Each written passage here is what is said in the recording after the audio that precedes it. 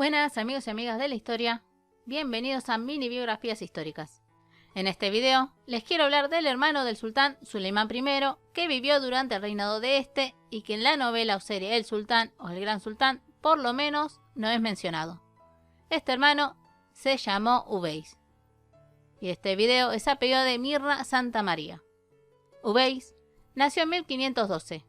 Su padre fue el sultán Selim I y una concubina de nombre desconocido. Antes de saberse del embarazo de la concubina, esta fue sacada del harem porque se ve que traía muchos problemas, y la tradición marcaba que al sacarla del harem las concubinas se casaban con algún hombre importante, cosa que sucedió. Al poco tiempo de casarse la madre Uveis, supo que estaba embarazada y se sabía que el sultán era el padre biológico. Pero como estaba casada, al nacer Uveis, el marido de ella lo aceptó como su propio hijo.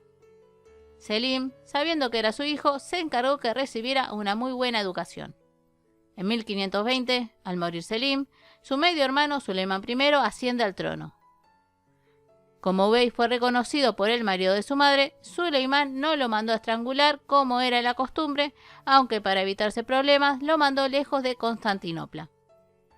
Gracias a su educación, en 1535 Suleimán lo nombra payá y gobernador de Bagdad, y gracias a su gran trabajo ganó la confianza de su hermano. Aunque en 1545 lo mandaría más lejos como gobernador de Yemen. En este lugar le iría bastante mal, ya que no conocía las costumbres y se ganó muchos enemigos. En 1546, los representantes otomanos en Yemen ya estaban conspirando en contra de Uveis.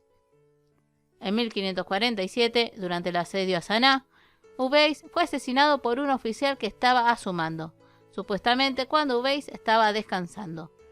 Uveis tenía 35 años y no se sabe dónde fue enterrado. Se sabe que se casó una vez y que tuvo por lo menos un hijo llamado Kul Mehmed, que en 1605 se convertiría en visir. Hay un historiador de esa época que contó que cuando Suleimán se enteró de la muerte de Uveis, lloró y dijo: él era mi hermano. Bueno, amigas y amigas, espero les haya gustado el video. Si es así, no se olviden su like y de compartirlo. Y si desean alguna biografía, solo me escriben. Les mando un gran abrazo y nos vemos en el próximo video. Besos.